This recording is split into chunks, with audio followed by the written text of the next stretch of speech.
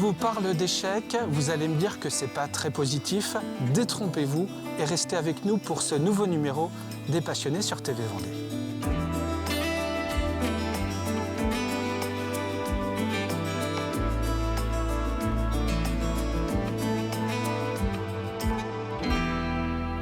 Qui êtes-vous, Jérôme? Je m'appelle Jérôme Houdin, j'ai aujourd'hui 58 ans. Je suis un Vendéen d'adoption. Vous étiez où avant? Alors, avant, j'étais un peu partout. Je suis né à Alès, dans le Gard, dans les Cévennes. J'ai fait une partie de mes études à Grenoble, puis à Nantes. Et puis je suis arrivé pour le travail en Vendée, à la Gaubretière, en 2003. Et aujourd'hui, vous résidez à La Roche-sur-Yon? Et aujourd'hui, je réside à La Roche-sur-Yon et je travaille à La Roche-sur-Yon. Qu'est-ce qui vous anime par ailleurs dans la vie, vous? Il n'y a pas que les échecs? Non, il y a. Alors moi, je suis un grand lecteur. Je crois que si on avait dû faire une deuxième émission sur une passion, ça aurait pu être la lecture. Voilà, moi j'ai été interne à 11 ans, donc la lecture a vraiment été... Pensionnaire, ouais. Ouais, pensionnaire à 11 ans, donc on se retrouve vraiment à se créer son monde à soi, un peu protecteur, la lampe de poche, les draps et les bouquins, ça a vraiment été... et ça m'a jamais quitté. Ce que j'aime bien, c'est découvrir les gens, mais ça c'est un peu bateau, mais c'est pas une fausse idée. Puis j'ai pas travaillé dans le secteur social et médico-social pour rien et m'occuper de gens fragiles pendant longtemps et de m'occuper aussi des gens qui s'occupaient de gens fragiles quand je suis devenu cadre. Donc voilà, c'est un peu ça.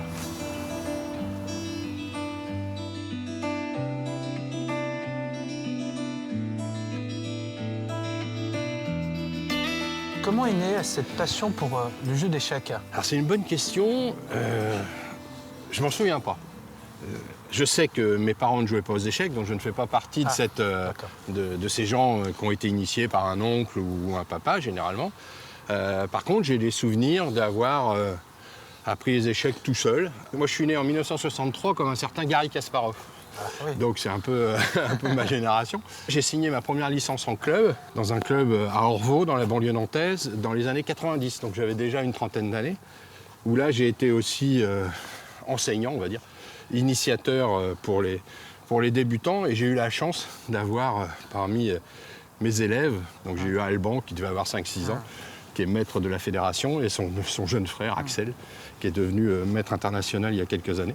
Alors certains se demandent, peut-être Jérôme, comment on peut être passionné d'échecs sans pour autant avoir cette passion pour le jeu. Absolument. Ça concerne quoi? L'histoire du jeu, c'est ça surtout? Me concernant, c'est tout à fait ça. C'est vraiment effectivement cet univers, l'histoire, la symbolique. Et pourquoi je suis tombé amoureux des échecs? Sans doute que la forme des pièces, la symbolique a joué et m'a intéressé, interpellé bien plus que les pions de dames, par exemple.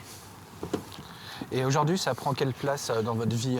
Alors ça prend deux dimensions. Ça prend une dimension, on va dire, personnelle, où je suis actuellement. Voilà, il y a des tournois qui se déroulent à chaque période, donc je suis l'actualité. Et l'avantage qu'on a maintenant avec les sites internet, les plateformes, contrairement à quand j'étais plus jeune, où il fallait attendre d'aller en kiosque acheter une revue comme Europe Échecs ou Jeux et Stratégie, pour ceux qui ont connu, où on avait les résultats bien après, parce que la radio n'en parlait pas. La télévision, mis à part le championnat du monde de 1990 qui a eu lieu à Lyon, entre Karpov et Kasparov, on n'en parlait pas beaucoup. Aujourd'hui, c'est incroyable. On sort son téléphone, on suit les parties en direct.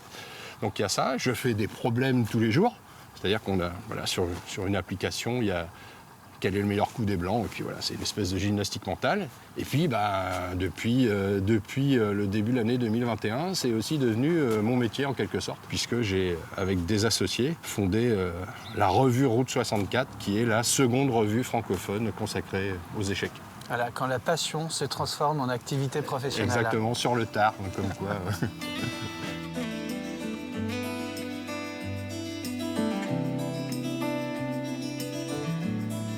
Jérôme, on a pris position ici sous ces structures en bois bien connues de la rue Clémenceau, où nous avons ici la possibilité de jouer aux échecs. On a apporté les pièces. On va se faire une petite partie. Faisons ça. Ça fait longtemps que je n'ai pas joué. Les échecs, c'est un jeu plus que millénaire d'ailleurs. Alors c'est un jeu, si on prend les proto-échecs, enfin ça a 1500 ans. En fait, les échecs, ou ce qui peut correspondre au jeu d'échecs, c'est avoir des pièces toutes différentes, contrairement aux dames. Et puis cette idée de faire échec et mat, c'est-à-dire d'immobiliser un roi, c'est né dans la vallée de l'Indus, dans le nord de l'Inde, on ne sait pas encore exactement.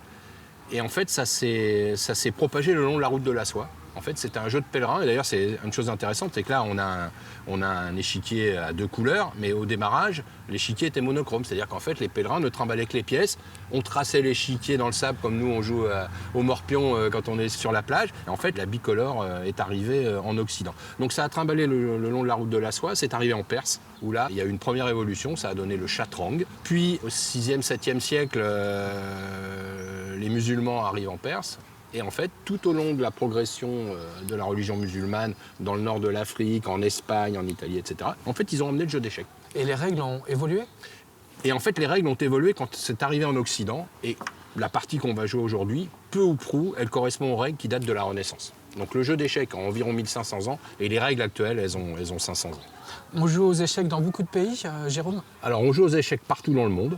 En France, 6 millions de personnes disent avoir joué un peu dans leur enfance, connaître les règles. La fédération aujourd'hui, c'est 55 000 licenciés. Avec les plateformes Internet aujourd'hui, on est quasiment à plusieurs centaines de millions de parties jouées chaque jour dans le monde sur les plateformes Internet. Jérôme, est-ce que dans les années peut-être 80, l'arrivée de l'ordinateur, il a changé un peu la donne pour les joueurs d'échecs? Parce que quand on était seul, enfin, on pouvait peut-être se battre contre l'ordinateur. Un ordinateur souvent plus fort que le joueur, non? Ah oui. Alors, l'ordinateur a été assez rapidement plus fort que la majorité des joueurs. L'affaire a été réglée à la fin des années 90, quand Garry Kasparov, champion du monde à l'époque, est battu par Deep Purple Blue. Et là, c'est terminé. Et aujourd'hui, même les meilleurs joueurs du monde ne peuvent plus rivaliser contre les machines. Par contre, ils utilisent les machines. Et en fait, au lieu de travailler dans les livres, maintenant, les joueurs travaillent sur ordinateur pour 2 choses, ce qu'on appelle les bases de données, et puis effectivement pour chercher des idées. Parce qu'aujourd'hui, être un champion d'échecs, c'est trouver un coup, une idée, un plan que l'adversaire n'a pas prévu. Et là, l'avantage, c'est qu'avec l'ordinateur, vous faites des tonnes et des tonnes de possibilités. L'ordinateur vous dit ça marche pas, à 1 coup, à 2 coups, à 3 coups, à 10 coups. Donc aujourd'hui, il y a aussi, une espèce de guerre technologique. Et les meilleurs joueurs qui ont les plus gros budgets peuvent acheter des machines plus performantes qui vont plus loin, et on le voit à chaque partie de très grands joueurs maintenant.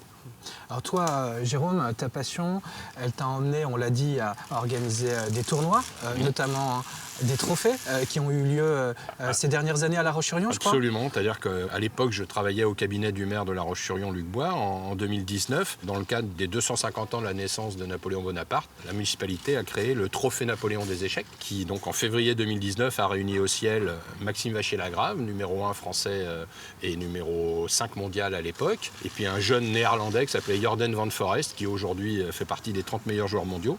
Et on a eu 400 personnes toute l'après-midi. Et le soir, ces 2 joueurs et les 2 commentateurs, qui étaient eux-mêmes des maîtres, ont affronté 100 amateurs dans l'atrium du ciel. Ça a été un événement extraordinaire. Moi, ça a été formidable.